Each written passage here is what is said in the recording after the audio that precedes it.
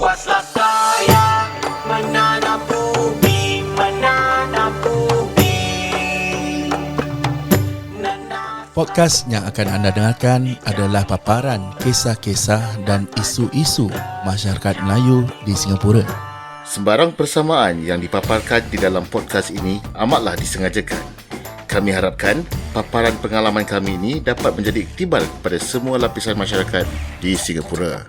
Dengan kalimah Bismillahirrahmanirrahim, terimalah hos-hos anda, Manaf Dan Mawi.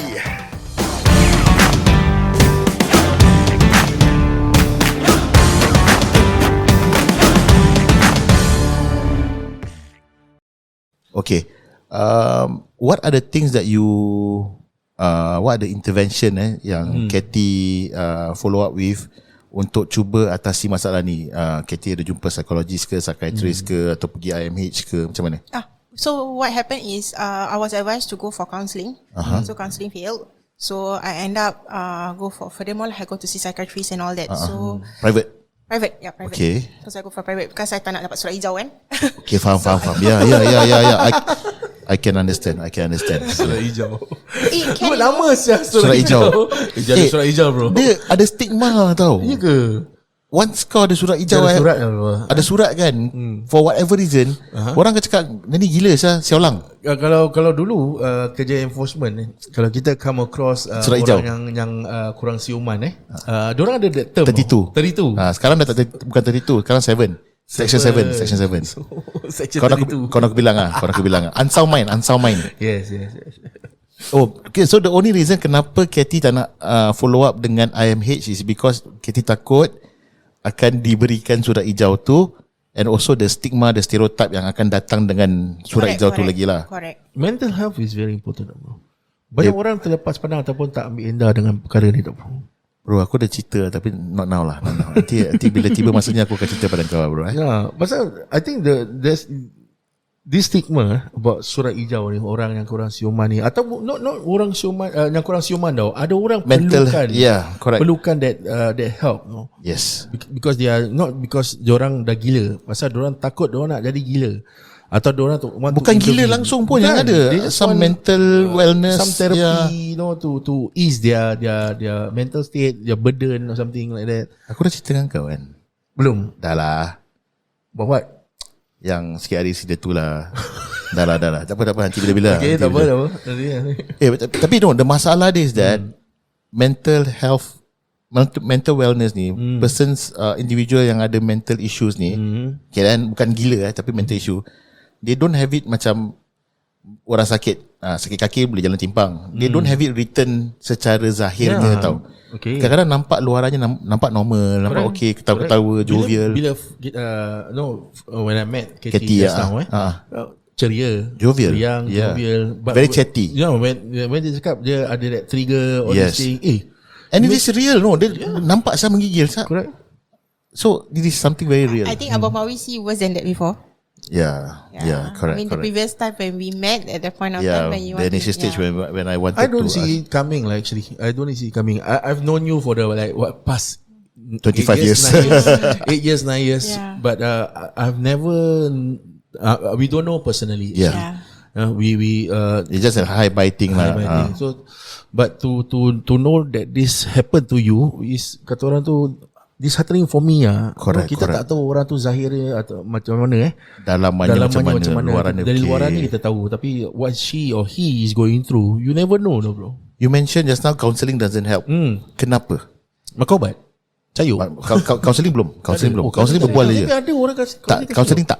Counselling tak makan ubat. Psikologis pun tak kasih makan ubat. Psychiatrist yang boleh kasih ubat. Aku pernah pergi psychiatrist sekali je.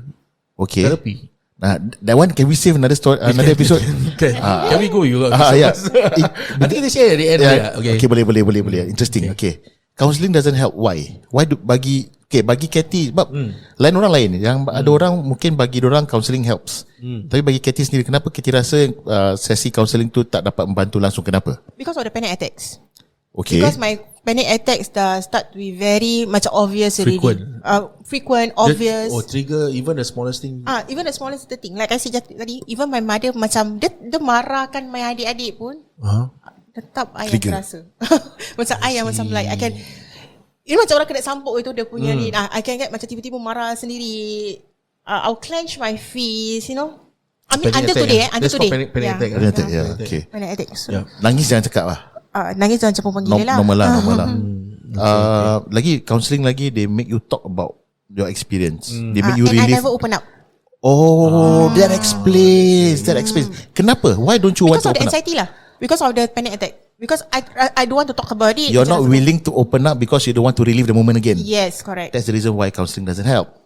For her, you were then referred to the next level, psychiatrist.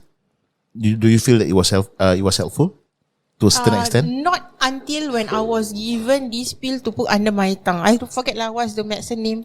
There's a pump. Tu cahaya. Ngantuk tak? Rasa bodoh tak? Ubat tu rasa bodoh serius. Ubat tu rasa bodoh sangat. Bukan nak kurang ajar, tapi it is what it is Ya. You makan ubat Bongok. Yes. That's the word. Bongok. Dia slow lah. Berbual orang sekeliling berbual macam slow motion lah. Rasa macam berbual selele macam. No, I don't feel that. Macam what are you talking about? Macam okay, you talk to me. Macam lem besar gitu, lem Because besar. usually after taking that medicine, I'll just sleep. Ada lagi tak? Cayuk. Dah tak jumpa. Dah tak jumpa Boleh share tak kalau ada lagi? Kadang-kadang tak boleh tidur malam macam mana boleh tidur. Tak bangun duk Tak bangun Sul. Okay. But you feel that it does help you to macam cope? At that point of time, after seeing the psychiatrist, the medicine and all that, then slowly, okay, this is another part of story. Tadi nak cerita tu lah. Another guy, and I become the abusive one. Wow. Bila I dah buat tu semua to him, like what happened to me, padahal that time was only the one time tapi for me it's cause it's like almost, because I jadi macam cacat kan. So I've been abusive. I've been the abusive one. Not with your husband? No. Okay. With my the other okay. that I was with for 4 years lah. But he was very tahan. Dia sabar with me and whatnot lah. Abusive macam mana tu, Katie? I can beat him with pipes. Physical? Yeah. Dengan apa? Dengan pipe. But no, okay. Perangai mak-mak asal bantai anak dengan getah payah. I bukan pukul dia. Okay, sorry. I tak pukul dia. I rembat motor dia. But then I beat myself after that. So I mentally tortured him. I'm sorry. I mentally tortured him. That is very, very manipulative, Wow. I mean, I'm sorry lah, Katie. It's not that I want to bring you down ke Ada apa, katak tadi, katak. Itulah keluar tadi. Kosong katak je. Katak, kalau nasib baik ada katak ada bunyi. Kalau katak tak ada bunyi, bau naik je tu. Katak makan telur tadi. No, but Katie, this is you really need help, at the point of time, right? Yeah. So with my ex around, he really helped me a lot lah. He really like macam sabar with me. Yeah. But then after 4 years, I think macam kalau dulu kan ada this thing where kau tak setaraf dengan aku and all that I see. kind of thing. So you broke up because of something else lah. Yeah. So that ex of you, he wasn't abusive to you, but in fact he understood what you had gone through. Yeah. He knows. He knows. Okay. Was he the first guy or man that you open up to After the incident? after that incident? Yeah. I mean, kita kenal dan kita jumpa. So macam he's very understanding. I have to tell him the truth. Of course. Because at the point of time, I've been seeing the psychiatrist and not. But then he was very sabar. So being me who's mentally abusing him, he's very sabar. I salute him on that lah. Kenapa, in your own opinion, kenapa you were the one who became abusive? Is it A, because you dendam, ataupun B, because it's a defense mechanism? Sebelum orang buat aku buat orang. Yes, that's the one. B. Okay. Alright. Then knowing yang parents dia pun tak suka I because yelah orang tu tinggal rumah 2 tingkat kan. Rumah I masa tu my mom tinggal 4 bilik je. So macam okay, kind of thing. So macam knowing dia jembat tak suka pun macam okay, that's another thing lah. Yeah. Pasal kita tahu that after this episode, since she was 18 years old, she had that kata orang tu negative thoughts towards men, especially. Then dia terbawa-bawa, it doesn't help in an abusive relationship. Betul. Then when you met that someone, you feel guarded. Betul lah. You don't open up satu. Yep. Then you feel yourself macam how to say, when she very vulnerable lah. Dia nak I could understand. It's a defense mechanism lah. Okay. But sayangnya relationship tu tak bertahan lah selepas 4 tahun. Yes, correct. But 4 tahun pun lama tu. 4 years is a long period of time lah. Tapi dia sabar, Alhamdulillah. Alhamdulillah dah sabar. But masa you buat ni semua kan, you perasan tak apa yang I know. you buat? I know what I'm doing, but it's macam kepuasan diri sendiri ah. Faham? Kepuasan diri sendiri. Macam like what you say, sebelum orang buat kita, biar kita buat orang dulu. Because I'm afraid of that. I see. Because mak dia jumpa I depan-depan, aku tak suka kau sebab kau tak setaraf dengan aku. So I scared of losing him, someone who understand me. So I do another way. You get what I mean, right? I understand. Okay. Then you met your husband. Yeah, after a few years lah. I mean the story with you and your husband pun panjang ceritanya lah. Tapi cut the story short. It was very years later when I meet my husband. Jumpa balik my husband lah, should I say? Jumpa balik. Yeah, jumpa balik. Okay. They were in a relationship. After that, the macam lagu Indonesia, putus nyambung macam itulah. Something like that. So, but your husband back then, it was your boyfriend. He knew about your past. He knew only after we tunang. Yeah, he knew only after we tunang. But about the depression, about the anxiety, he knew already because it happened right under his nose lah. So he understand that part, and then after that, bila dah tunang tu, baru I start to open up. I see. Yeah. I see. How was he able to take it? He's very relaxed. My husband ni relax gila punya. Dia macam chill baby lah gitu. Betul. Macam chill baby. So apart from the psychiatrist, any other person that you trust enough to open up? It's always my mom lah. So your mom. It's always my mom. Okay. How about your husband now? You open up time tunang tu, do you open up to him? You explain tadi time tunang, you did open up to him and explain to him what your past lah. Okay. So how like you said, your husband now take it very chill, relax. But how do you cope right now? How are you guys doing? Do you have this episode and sekarang how does ni it macam mana? I still have the episode. Because lagi masa time circuit breaker tu kan, it was worse lah. It was worse. I really rabak. So that's where I lost 20 kg. Because of his work, he's in medical line, so he asyik tak balik rumah. Then we have to get ourselves distance and whatnot. So it got worse during the circuit breaker. Yeah, but then he knows, but he cannot do anything. So he just let me be alone. Okay. Yeah. At that point of time, so we cannot go and we cannot see our parents and whatnot. So yeah, I just be at home, just layan diri sendiri lah. Sekarang ni suami isteri normal lah, mesti ada gaduh-gaduh. So bila gaduh suami isteri tu pekik-pekik normal lah gaduh, bertengkar and everything. Tarik rambut. Tak. Tarik rambut part lain. Bukan kiki, violent. Macam mana? How bad is the situation now, Katie dengan suami? Knowing the fact that you pernah alami ni semua, you pernah lakukan ni semua. Sekarang kalau gaduh dengan suami macam mana? Sampai tahap pukul-pukul ke, rejam-rejam dengan batu ke, batu lesung ke apa? Alhamdulillah tak. Alhamdulillah tak. So far no. Cuma marah-marah, pekik-pekik normal lah. But good thing being married with him for these few years, dia tak pernah pun tinggi suara dia to me. Kira kalau I buat salah ke apa ke, he will just let me scream, yell, like whatever You did that to him? I did that to him. Okay. But he never do anything to me. He just buat bodoh. You want to shout, you want to scold me, whatever, he just keep quiet. So in other words, he let this anger or this anxiety go keluar lah, kira you luahkan. He just let it go, kasih this episode go dulu. Dia seperti kata macam tu lah yang cerita Frozen tu. Let it go. Because sorry, somehow very appropriate lah, but he knows that this thing will eventually flow over. Yes, your anxiety. Will tide there over. Will be no, because dia tahu bila nak come into me. So bila macam when he know I don't know how he see that, but there will be that one time he will just come to me, then he will just hug me, then tell me everything gonna be okay.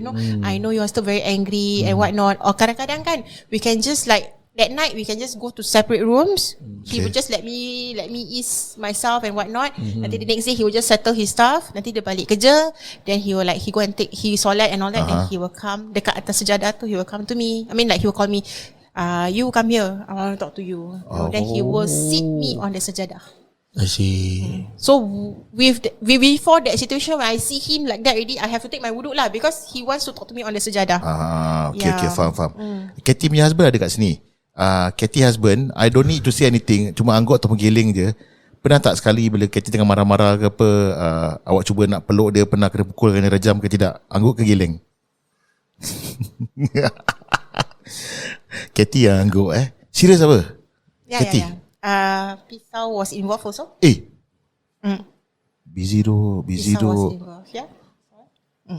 But you, can I ask you, sekarang ni dia punya keadaan makin teruk ataupun sama ataupun dah beransur pulih? You want to ask my husband? It's okay, I want to ask you because you must ask him because he's the one who see. Because this marriage kan, he himself says that there's a lot of changes. Understand. So you can ask him yes or no lah. Okay, ask yes or no. So macam mana? Do you think Katie's husband, do you think keadaan makin A bertambah teruk, B biasa sama, ataupun C beransur pulih? A, B ke C? Dia jawab B. Sama. Okay, tapi I think by now the Katie husband has already know how to handle how to address the matter. Yes, correct. And this Pasal makes a lot of difference. That this thing will not go away just Correct. at the first snap of your fingers. You have to kata tu manage it. And nasib baik Katie, in your own words, you kata suami you ni relax orangnya. Kalau kena macam even macam kita lah yang kadang-kadang triggered. Katie triggered, ataupun orang tak tahu dia punya story pun will trigger. Kenapa saya ni husband triggered, wife triggered, husband triggered, dia pekik dia and it becomes worse. True. Wow. I mean, in one way or another, you should bersyukur lah suami relax and everything. But then one thing I learned from him, diam is better than you say those words. So sekarang ni I learn one thing I learn to be very quiet lah. Kira macam marah pun diam aja. I'm not trying to say anything, tapi aku cakap kuat sikit lah Kadang-kadang tu kalau marah diam lah, jangan bising-bising lah okay. Nah, tak ditujukan pada siapa-siapa lah Kalau terasa rezeki masing-masing lah. So I learn to macam because he say no talk no drama, less talk less drama. So when I learned that for the past 2 years, it really macam a lot of changes in myself lah. I realised that aku tak mengamuk sangat. You know, there's no more. Dah bertahun juga dah. Dah 6 years dah tak ada gaduh dengan parang. Saya ingat saja Bella episod bila kata tu. No, yang gaduh dengan parang tu. I see. Mana punya gaduh dengan parang? Mana punya? So okay, faham. That was 6 years ago. So so that was the last time. Then subsequently cuma cepat-cepat barang and all that. Normal lah. But there's only one time I think he was triggered. Dia tak mengamuk tapi dia campak barang. I think he was very angry or he was very tired. Then I triggered ke apa ke yang make him angry. But after that we are back to normal lah. Okay. Sekarang ni, if you have the peluang untuk to tell yourself at 18 years old, your 18-year-old self, what do you want to tell your 18-year-old self? Question. Wow.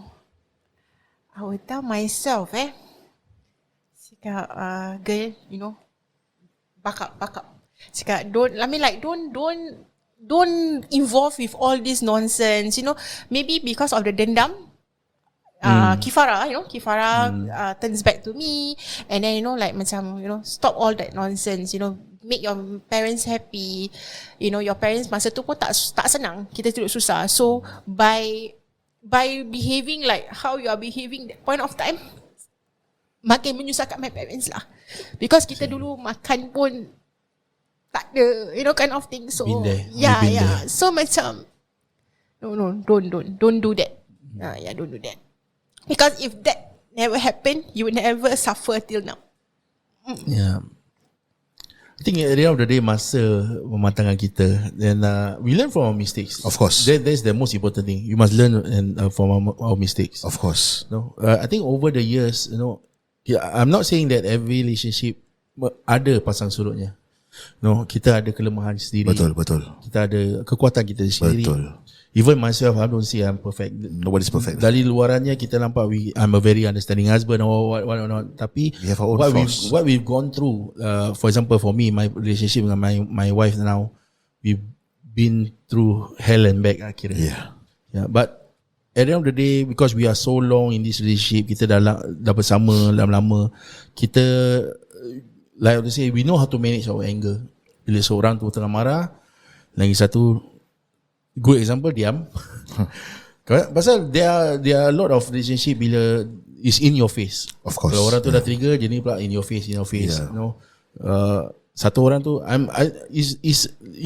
think you are lucky enough to find a husband that Betul. Chill. The chill, cool headed. Very cool headed. Pasal I don't think many men will understand what you have gone through. Agree. They know what you go through, but they won't understand They might understand also, tapi they might not be able to react that way. Yes, and they might not know how to Handle the it. situation. Yeah, Atau correct. cope with that situation. Yeah. So yeah. Actually kita orang pun pernah 2 kali hampir-hampir pun nak berpisah, because I tell him, because I tengok dia kesian. So I see him, I kesian. So I tell him, rather than you suffer this way, let me go. I wanted to file those cerai ni semua, but like I say, he's very understanding. He always pujuk me. He always tell me good things, like, but dia punya orang bukan janji manis. No, he's not those like macam Romeo. Tak. When he say, Romeo. he really do. He really prove it to Actions me lah. Yeah, he works with actions. Kata-kata Katie ni mengingatkan aku tentang sebuah patah Melayu Apa? daripada kumpulan Westlife. If I let you go, I will never know what my life will be holding you close to me. Okay, sorry. No, but Aku baru nak join. no, okay. But no, the takeaway from today's episode, kita invite Katie in to talk about the violence that she went through with her boyfriend, which to us, it's not a normal thing. It might be normal, tapi kita selama ni dengar suami isteri, abusive. Tapi ni baru boyfriend dok, dah kena bedal sampai koma sebulan and everything. But it turned out to be what happened after that. The PTSD, the depression, the panic attack, and also how not only Katie but her husband, cara dia untuk mengatasi keadaan ni is something for us to ponder lah. Is the bigger picture right now. I'm very sure right now, if kita tanya Katie ataupun the husband, whatever happened between Katie dengan hantu tu is long forgotten. It's not, not forgotten, tapi it has no significance in their life anymore. Tapi what that incident related to, ataupun what that incident has caused sampai ke hari ni, itu yang I think that's the bigger picture. That's the effect lah. Talking, see? She's trembling right now. Katie is literally trembling. I mean, my word out to you, Katie, never stop getting help. Well, somebody just told me this quite recently. We think we are okay, but we are not. We think we don't need help, but we do. We think we know how to handle, but we don't. Okay? Correct. And we are lucky to have partners, people around us, people that we love, our friends, colleagues, relatives, adik-beradik, family, yang can look out for all these signs. Sometimes benda ni jadi pada diri kita sendiri, tapi kita tak perasan. Kita tak tahu yang kita ada. Betul. Bila kita terkena, baru kita tahu yang shit. And by the time, sometimes it's too late. Yeah, correct. So it's important, betapa pentingnya orang-orang sekeliling kita yang untuk to detect all these signs and symptoms lah. So Katie, I want to ask you one question. If let's say ada di antara pendengar kita mendengar episod ni kan, what happened to you, Katie? What are the takeaway that you can advise on people who maybe similar go through of what you are going through? Nak cari mata baik-baik ke, hati-hati ke, macam mana? Susah bro. You never know. Dasarnya kita tak tahu. Tapi abang security patut serve and protect. Betul. Dulu bini aku kahwin dengan aku masih slim lagi. Sekarang dah gemuk macam gini, dah bulat. Macam What would big bag. even not say you are recovered, bukan. Kita tak cakap you are not perfect. Correct. You perfect. But now that you have gone through so much, with or without your husband, what are the advice that you can say right now to our listeners yang mana mungkin jalani benda yang sama macam you? I mean, okay lah, like what you say, kalau mata ini semua kita tak boleh predict, because people can be good in today, then the next day people change. I mean, for that, of course, out of our control. Tapi kalau boleh elakkan from this abusive thing lah, because to be frank, this is not the only episode I had.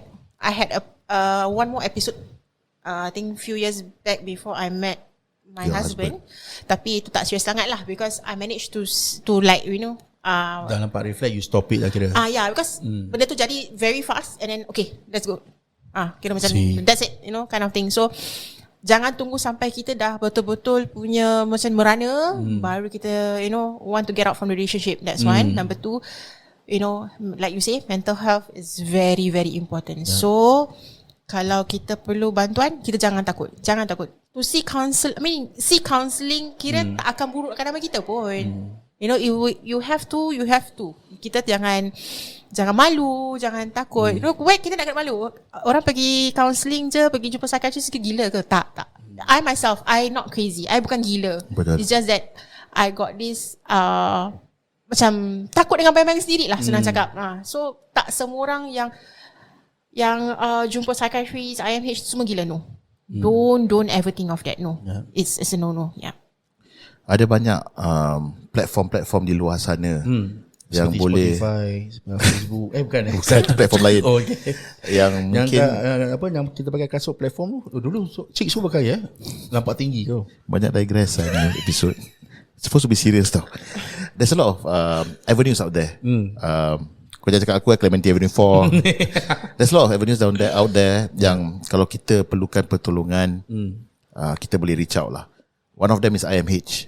Tapi kalau IMH senang, kalau nak tu pergi GP, pergi poliklinik minta referral, dia buat apa. Tapi I'm very sure orang risau tentang dia punya stereotype, stigma dia. Correct. But there's also a lot of self-help counselling centers yang boleh membantu. Macam mana nak cakap this type of intervention, professional intervention kat luar sana, it's not cheap. Betul. It's not cheap, mahal. Counselling session 1 hour boleh sampai 100 lebih, 200 lebih and everything. And tak semua mampu. But I just did some research. You can actually Google online. There's this association atau organisation, self-help organisation. It's called Silver Ribbon Singapore. Oh, bukan Yellow Ribbon. Silver Ribbon, yes. Oh, ni trigger si aku. Sekarang ni ada this thing where you just call, then you can talk. Yes, that one macam unagony. Yes, correct. Macam call center itu. Correct. That's the first level lah. Tapi if you really need some form of counselling, you can actually reach out to this Silver Ribbon where they provide free counselling sessions for their initial assessment. From there, mungkin you patah balik 2-3 session. They will then make the assessment whether you betul-betul perlu counselling is enough ataupun you betul-betul perlukan ada form intervention lah. For your info, the number is 6386 1928 6386 1928. Website dia ada www.silverribbonsingapore.com. So satu word lah, Silver Ribbon Singapore. InsyaAllah mana ingatkan aku to include this in our write-up lah, InsyaAllah. Not just professional help juga lah. Kadang-kadang maybe I on sikit, kadang-kadang even talking to your loved ones, open up to them, even your best friends. Maybe ada orang memang tak boleh lah, ada orang maybe, but sometimes you, to open up a bit kata orang tu relief sikit lah. So macam you macam mana? Macam okay, for me masa tu nowadays best tau. Macam I mean, for me macam I do all this kind of help. If I were to have that help before, I don't think I have to go sampai melarat macam ni lah. But then at the point of time macam tak macam sekarang kan. So for me to open up with my loved ones, paling-paling pun sabar je lah. Sabar ingat Tuhan, kau solat kau, bukan kita kata solat ingat Tuhan tu bukan caranya memang. Tapi Yeah, I mean like kita perlukan. I always tell my best friend this. When I call you crying, don't say anything. Just listen to whatever I want to rant, and then put down the phone after that. All you need is just a listening ear. Yeah, because the thing is, the more you talk to me, the more question you ask me, the more angry I will be. The more annoyed, the more frustrating I will be. So yeah. So pada masa tu orang tak tahu sangat pasal betul, this anxiety. Dulu benda-benda ni semua kira gila lah kau. Gila lah kau. Only nowadays people understand that there's such thing as anxiety, panic attacks, all this yeah. It has been an eye opener episode it's ni. not easy. Yeah. Sometimes when our loved ones go through this, untuk yang mana dah lama dalam like your parents who know you since day one. When you see your kid going through this, somehow or another you maybe you can handle. Tapi untuk orang yang baru masuk dalam hidup seseorang tu, especially macam Katie punya husband ni, he has known her for maybe for the past 10 years, 8 years, 9 years. It's an ongoing process of recovery. And not all people have that ability ataupun kesabaran untuk tangani keadaan macam ni. Very good point. Sometimes even friends also yang paling rapat pun we never know boleh memahami kita. Betul. Wow. So I think it's good that you have a very strong support, especially from your maybe your mother. You say yang selalu you open up, your best friend that you shared just now, and obviously your husband. Your husband is very. Maybe 8 years ago, 9 years ago when I first met you, I wouldn't have known about this. But now I think when I look back now, I know why you chose him lah. Wow. Tapi sampai terantuk aku. Shout out Because I got another group, very new group ni, my GSG group. GSG pun ada. GSG group situ rahsia. Si Katie ni main cutting aku rasa. Macam dia buka cutting baru aku rasa. So this GSG group has been my very very supportive. They are my strong pillar right now. Apart from my mom who always listen to me, my husband and whatnot, they have been like every time when I got the panic attacks and all that, when I share with them, they've been very very open. Diorang pun sama situation dengan you ke atau diorang? Tak, diorang tu gila sebenarnya. Sebab tu there's this GSG gila support group. GSG gila support group. Aku nak cakap tadi macam kurang ajar, tapi aku cakap je lah. Kira orang gila support orang gila juga lah. It's good that you have this kind of support group. Even yang dulu bila kita interview Balu, they have that support group. Some of them in that support group in a situation similar like themselves, but some of them are just there to be there for a listening ear. Correct. It's good that you preoccupy yourself with this kind of GSG and obviously your loved ones lah. Alhamdulillah. Alhamdulillah. They have been very supportive lah. Kira macam over a small little thing ke, macam when I got triggered ke apa-apa, when I WhatsApp them je, dengan cepat they will reply me. See. Ini important lah. I mean whatever support mechanism that kita ada is very very important. Orang kali marah diam. Makin orang marah diam. Jangan tambah-tambah. Ni bukan apa, orang dah marah dia tambah-tambah. Kenapa aku yang marah pula Kenapa aku yang trigger Dah tuang minyak. Tengah marah jangan tuang minyak, diam. Ni makin orang marah, dia tak tengok aku pun, dia buat bodoh je, boleh gitu Okay lah. So Manap, anything else? You wanted to share something about No, not yet lah. I don't think now is the time yet. You asked me before this. Sorry, kita digress sikit about visiting psychiatrist or counselling. I think many of us overlook our mental state. Betul? There's a lot of other health issues yang kita correct. face in our life. Aside from health issues, we also have mental issues that banyak orang terlepas pandang ataupun tak ambil indah. Especially lelaki. Orang lelaki, kaum lelaki betul, ni. Pasal supposed to be the gang-ho type. Supposed to be the gang-ho, supposed to be the macho, supposed to kata orang sakirap, telan semua, tak apa, kita lelaki, kita tahu macam mana nak hadapi. Tapi kadang-kadang terlepas pandang, sometimes we rather than not, kita tak realise yang kita perlukan pertolongan. Betul. It is very serious. Tapi hopefully dengan all this intervention, all these follow-ups with everyone around, aku kena tunjuk kepala aku Syul. Tahu. It does dapat sedikit sebanyak meringankan beban lah. Aku flashback sikit. Kau don't mind sharing? Don't mind. Okay. I went through depression dulu. Because of relationship juga lah. Okay. So like I said just now, me and my wife have gone through a lot. you Hell all and know. back. Yeah. No, putus sambung juga. Putus sambung gila babi ya. Tapi kalau kira bercerai rujuk lah kira. Bukan rujuk lah, bercerai kan lagi. It was the first one actually. The first one. I don't want to kata orang ini bukan ni just sharing. Sometimes kita rasa kita ni lelaki, kita kuat. Yes. Tapi I think it's good that the yang refer aku is actually the marriage counsellor. Okay. So okay. Of course at that point of time really not a lot of issues going gila on. Babi, bro. Yeah. Gila babi ya. I don't know how, maybe Kathy you can relate to this, even temenong. Yeah. Like Kathy kata trigger mak dia marah sikit, kau trigger. For me looking at couple je aku dah trigger bro. Serius apa?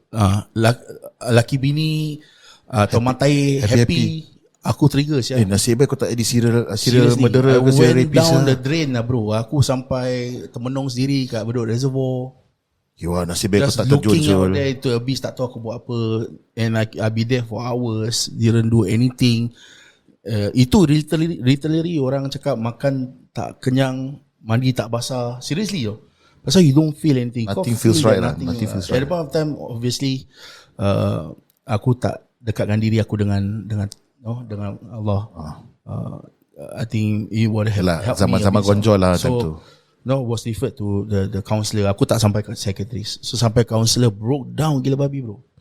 I thought I could tak ada apa-apa lah. Pasal you never go through it, kau tak tahu. So bila kau duduk satu bilik dengan dia, actually bila kau masuk kau dah feel very guarded tau. Yes. Kau rasa macam aku just say whatever she ask, aku cakap A, B, Yes, B. brother. But no duduk je, everything flow bro. Everything from A to Z, what you feel right now, what you feel like doing later, everything kau tak tahu you will do that no. So I think that is my journey to recovery. Jumpa counselor, not sampai psychiatry, jumpa counselling, dekatkan diri dengan Allah, one of the things. And obviously you look up, or you must have a sense of so kita ada anak. Kita ada anak. I'm very very blessed. Pasal anak aku sumber inspirasi is satu benda yang my strength. So sumber sometimes kekuatan, when you are in that ya. predicament, kau tak tahu yang who you want to look for. Kawan pun kau rasa macam dah renggangkan diri dengan kawan. Faham. Some friends they don't want to even get involved bila kau tengah depressed ni. Bila kau ketawa semua yang ada kat situ. Tapi bila kau dah bersedih, you go through this shit, they don't know how to handle you. Yeah. They distance yourself betul. from yourself. So I think at the point of time, going for counselling, looking up to my kids, especially my son and my daughter, they give me strength a bit lah. So that road to recovery tu is a long journey.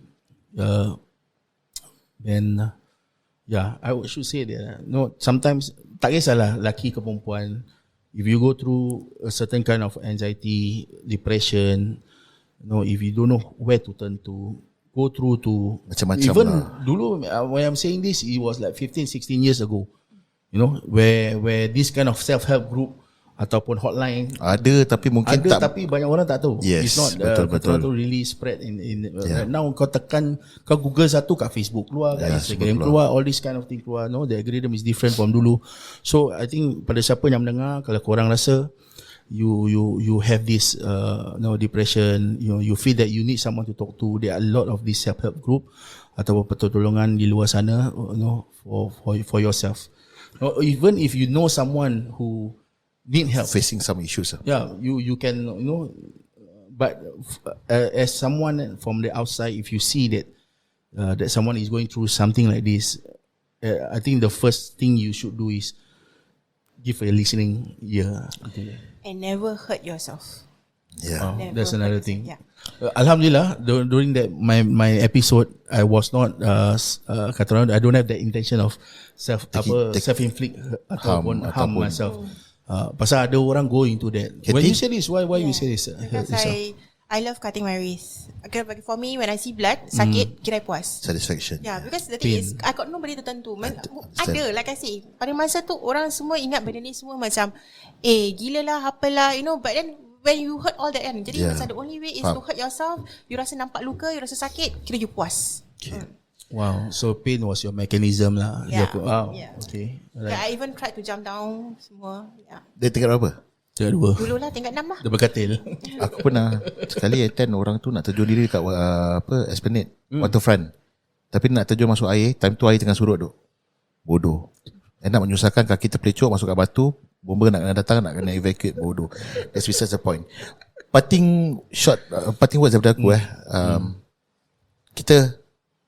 we have been talking about mental health awareness, mental health issues important.